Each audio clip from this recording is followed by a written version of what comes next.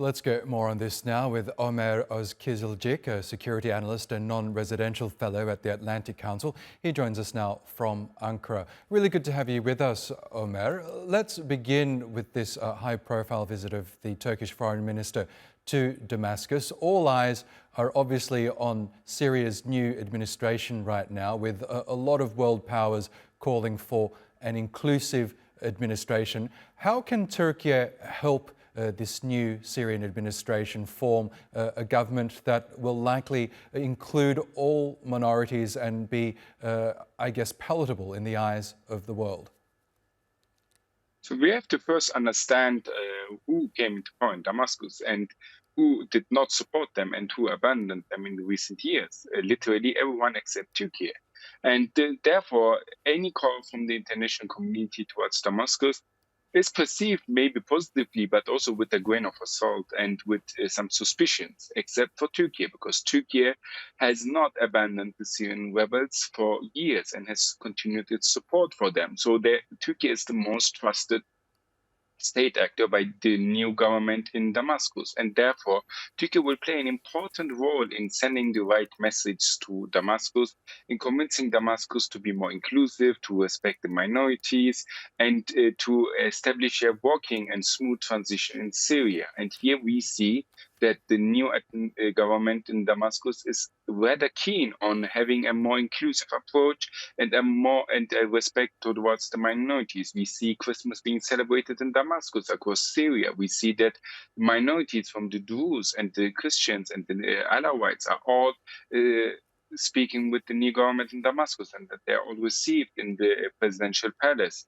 So the indications are on the right track. We need that this needs to continue. And here the Turkish role will be essential in making sure that the recent positive approach from the new government in Damascus continues, and that we will not see a back down or a setback in the coming days. For that to be sure, we need Turkey's support, and it appears that Turkey is willing to step up, and that Damascus is more than willing to listen to Turkey and more than willing to speak with Turkey, as it's mostly trusts Turkey. One of Ankara's key concerns that Hakan Fidan raised during his visit to Damascus was the ongoing presence of the PKK-YPG terror group in northern Syria. We know Turkey has launched a number of operations in recent years in order to protect Turkey's borders from this group. How do you see Turkey cooperating with this new administration with regards to the threat from this terror group?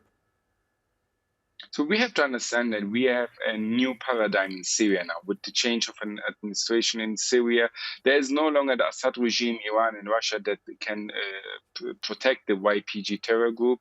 And the new government in Syria wants a unitarian system in Syria. They don't want to have any threats to Syria's territorial integrity. And they will not accept any armed force except the Syrian army.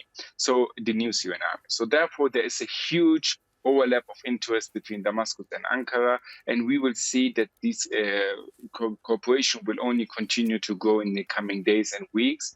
And here we have to underline that the new paradigm in Syria cannot allow for the YPG terror group to continue its approach for an autonomous region in Syria, because the reality in Syria does not allow for that. Most people do not know that the areas controlled by the YPG terror group are more than 75% Arabs, and only a small portion next to the Turkish border are Kurdish. And even the Kurdish areas, the YPG terror group does not have the majority of the support there, but the Syrian Kurdish National Council, who is part of the Syrian opposition and has an office in Istanbul and has a huge relationship with Iraqi Kurdistan. So all of these together, the YPG's terror state that cannot continue. It cannot survive this. And we will see a new approach. So there are two ways for the future. Either the YPG will surrender, lay down weapons, and the PKK's cadres will leave Syria, and the YPG will transform into a political movement and continue its presence in Syria, or they will be eliminated militarily. The Turks and Damascus and the Syrians, they prefer the first option, but if the YPG is not willing, then we would see the second option being implemented. So it's only an issue of days and not if. Okay, Omer Ozkizilcik, we'll have to leave it there, but thanks so much for joining us on the program.